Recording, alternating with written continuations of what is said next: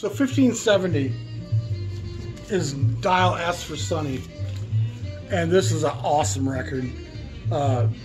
Sonny Clark with Art Farmer again, Curtis Fuller, Hank Mobley, Wilbur Ware, and Lewis Hayes.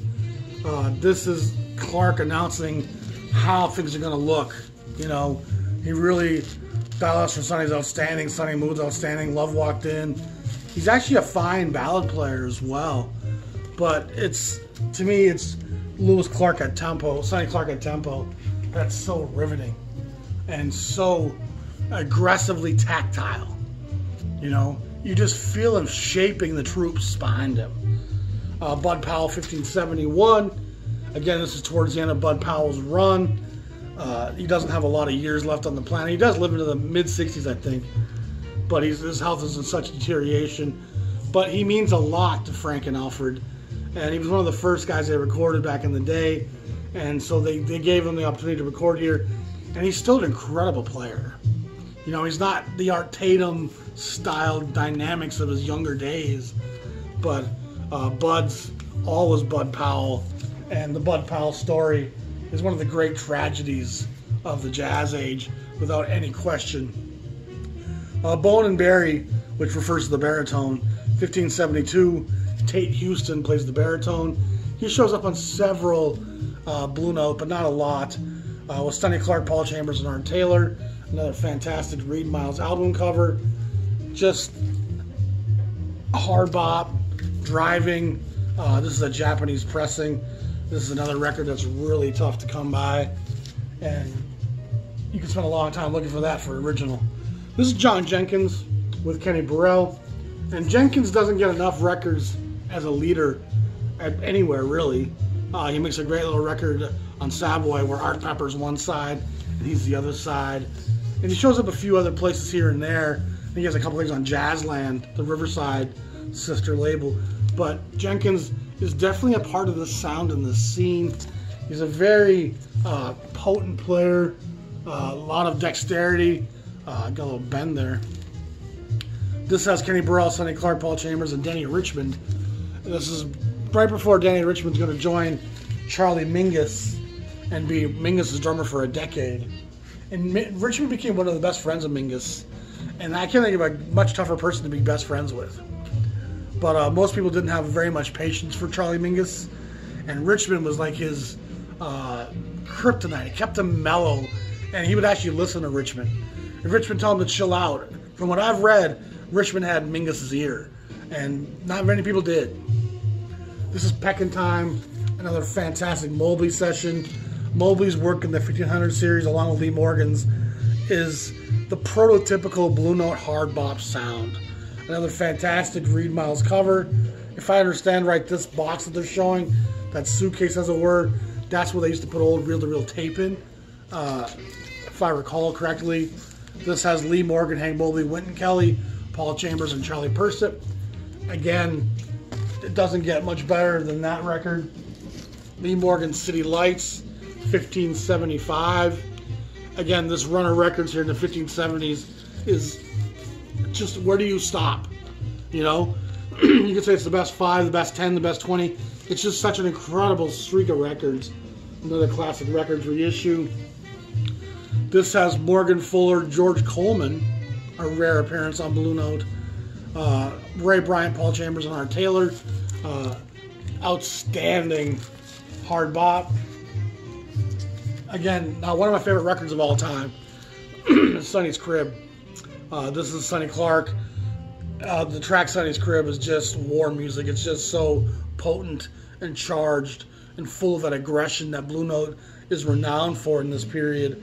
And of course, he's got Donald Byrd, Curtis Fuller, and John Coltrane spitting fire. Those guys are all spitting them bars. And Chambers, Taylor, and Clark round out the rhythm section. And I've shared this before. I'll share it again concisely. This was being recorded as they were desegregating the schools in the South. So you're at Van Gelder's studio. You're outside smoking a cigarette with the boys. You get your little break. You have 2 days of paid rehearsal before you track. This stuff's happening in the South. There's no way you can't be talking about it. And you might not be talking about it on every smoke break, but I would guess once a day the headlines are coming up and they'd be talking about, like, call the National Guard in, and they're forcing these schools, and you can feel the unity of these 6 men as they go in and track these songs, how they're interceding on behalf of the black community. This is prayers to the Creator saying, help us through. These are dire times, and we need a strength greater than our own right now. And there's strength in numbers and unity, but we need something greater than that. And boy, there's an intercession and a feeling to that record that's a very powerful. It's always stirred me, and once I looked up that history, it really kind of pushed it to the next level. And that's the immediacy of jazz. It could take the headlines of the day and be reflected in my tone. I mean, it would be foolish to think it wouldn't be. The most iconic of all, Blue Note Records, John Coltrane's Blue Train. Coltrane's ascendancy as a star ascends this record into the firmament with him. Of course, is worthy of that ascension. It's an incredible record. Lee Morgan and Curtis Fuller helped carry all the great expressing as these guys go through these tracks. I've told people many times about Locomotion, which was my first throat grabber. Just really kind of kicked me out of my seat and said, oh my God, listen to that. Kenny Drew is on the piano, which is a great choice for this record with Chambers and Philly Joe Jones. And again, just outstanding. Probably the most famous Blue Note record is right there. 1578, The Cooker, another fantastic Morgan record. And on this record, he's playing with Pepper Adams, who you don't see with Lee. He's usually with Donald Byrd, Bobby Timmons, Paul Chambers, and Philly Joe Jones. And another fantastic hard bop driving session. And so you see City Lights, Sonny's Crib. These records just keep coming at you. And there's such an intense expression. And here's Sonny Clark, 1579. And this is Clark a little bit more chilled, but still got that same emotional outpouring with just Chambers and Philly Joe Jones. And this record has a sister session with a kind of slightly varied cover from Japan that I'd like to track down at some point. But again, all these records from 1557 or so through 1595, it really documents a very special time in Blue Note and jazz history. Moving on to the 1580s, I gotta go grab them, hold on. So diving now into the last 20. Number 1580s, again, Johnny Griffin, The Congregation. And Griffin has also played with Blakey and the crew in 56, 57. This has Sonny Clark on the piano with Paul Chambers and Kenny Dennis on the drums. And I can't tell you nothing about Kenny Dennis, to be honest. Every once in a while you'll get a session guy that you're like, I don't really know who that is. And I'll be honest, I don't. Kenny Dennis, who is he? Sonny Rollins. This for me might be my favorite Rollins record. And it's a very agitated, focused, he's playing with fury and tenacity, and there's no distraction here.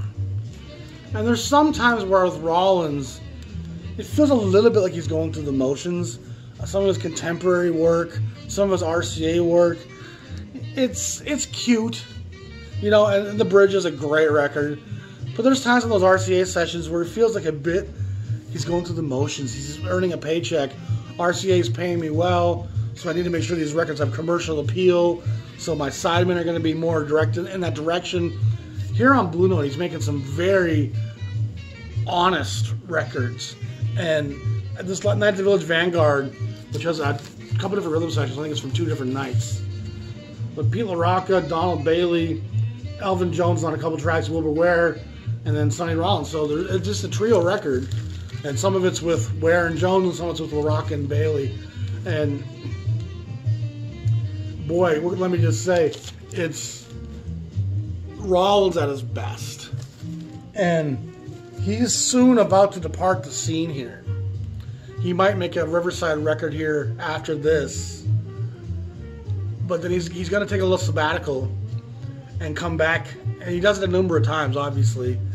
And Rollins and Ornette Coleman, I mean, Coltrane and Ornette Coleman are doing stuff that's kind of moving forward without what Rollins was doing. And Rollins had been kind of a leader of the tenor sax in that community in the 50s. And it's always challenging watching your peers kind of discover things. Do I follow and become a follower? Or do I stay and do my own thing? And for Rollins, it was enough of a battle that he sat out for a while to figure that out. And he kind of comes back eventually and does a fairly mainstream, like the record on The Bridge with Jim Hall, it's accessible. And he's certainly not following Ornette Coleman and John Coltrane. Sonny Rollins in the 60s, he made the choice to kind of stay more center of the road. And he does some stuff that's a little bit, further out. He's probably a rundown. There's some stuff that you're like, okay. But he definitely chooses the melodic center, and he's not going to follow the free thing or the avant-garde thing. That's not going to be his path. Cliff Jordan, again, Cliffcraft, another tough record to come by. This has Farmer, Jordan, again, Sonny Clark, George Tucker, and Louis Hayes. Louis Hayes, by the way, has a record on VJ as a young kid. That's an outstanding session. And the sideman on that first Louis Hayes record is actually pretty outstanding stuff. If I remember, it might be Lee Morgan and Freddie Hubbard, or it's got some really serious cats on it. This is Art Farmer, Sonny Clark, George Tucker, Louis Hayes, Curtis Fuller. Blue Note 1583. Another great cover. Another one that's classic records.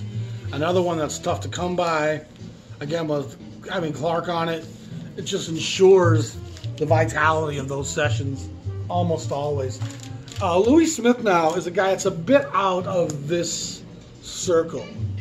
And he's from the upper Midwest somewhere. I can't remember, Michigan, I think. Maybe Ohio. But he's a great player that doesn't really get much publicity. And if you think about all the great Blue Note names from this era, Louis Smith kind of fits outside of that envelope. Even the sidemen here are a little bit Buckshot LaFonque, which is, of course, Cannonball Adderley, Duke Jordan, Tommy Flanagan's on the couple tracks, then Doug Watkins and Art Taylor. So it's not exactly your standard Blue Note lineup, but it's great stuff. I think even when you look at his face, you can tell he's not quite as intense as some of these other cats are. When you look at the faces of a lot of these Blue Note records, there's a desperation, an earnest, what are we going to do? And that's what fuels a lot of that angst and that fire and that vitriol. Louis Smith seems a little bit more of an up-tempo personality-wise. And it makes him a bit of an anomaly in the Blue Note collectors' minds.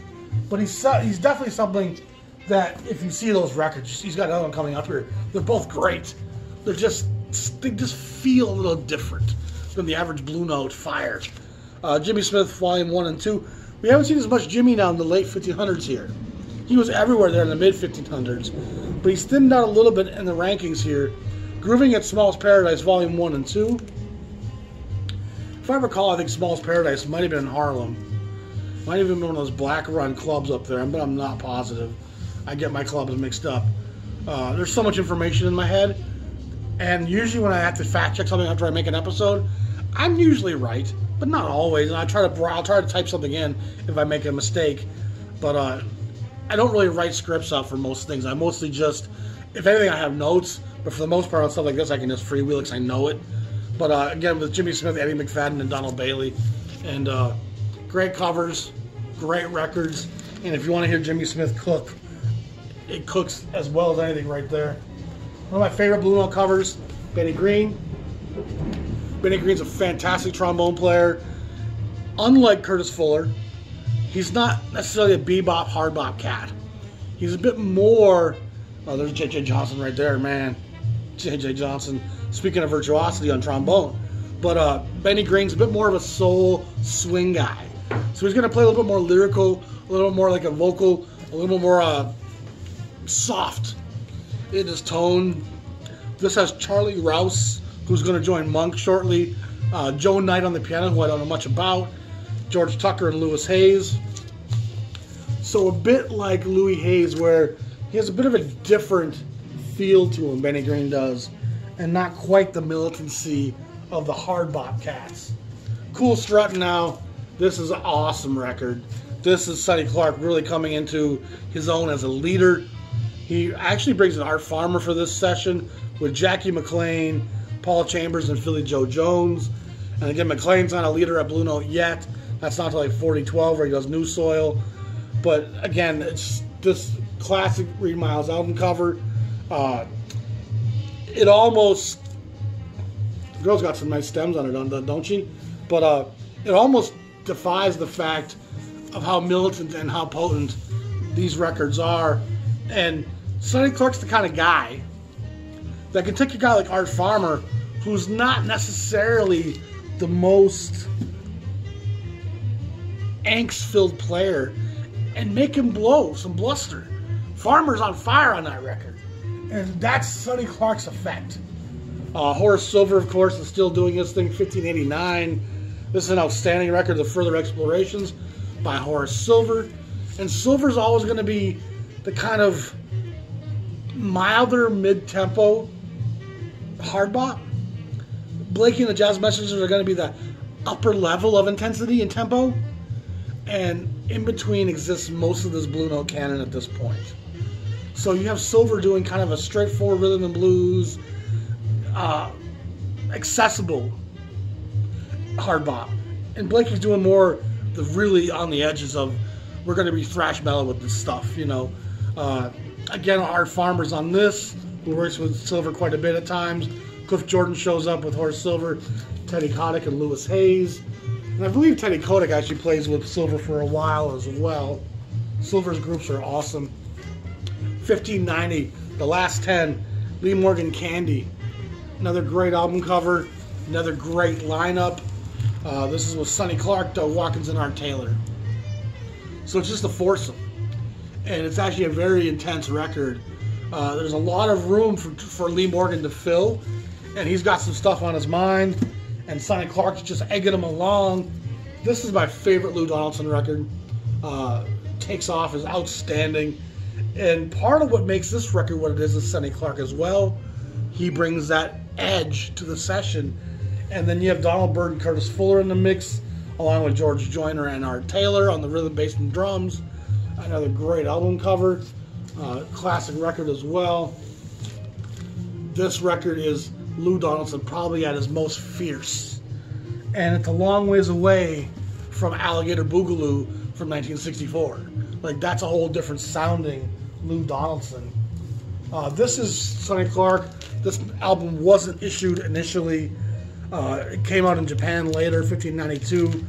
Apparently this was supposed to be what 1592 was supposed to be. It's got two different sessions with various different musicians.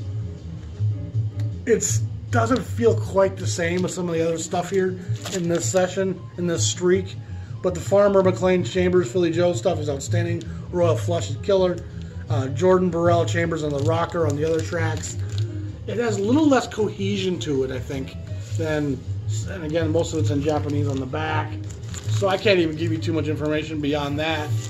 But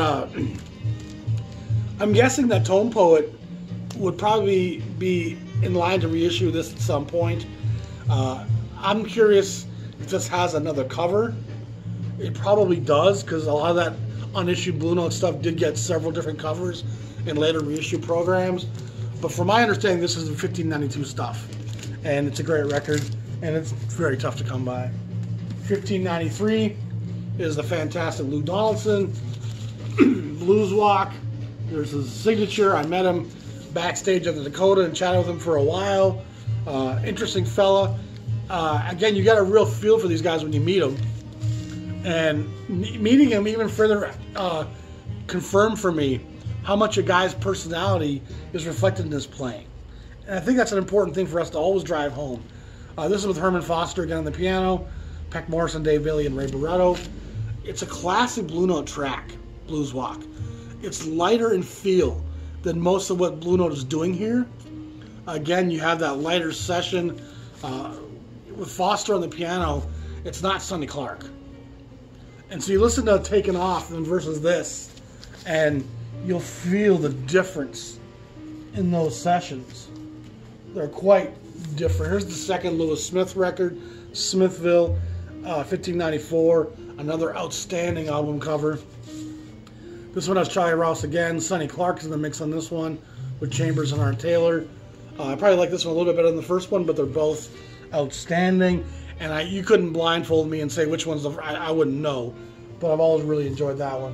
One of the most iconic Blue Note records of all time is right there, 1595. And boy, that's a great record. And I realize we skipped a few records here. I'm going to have to go back and do that.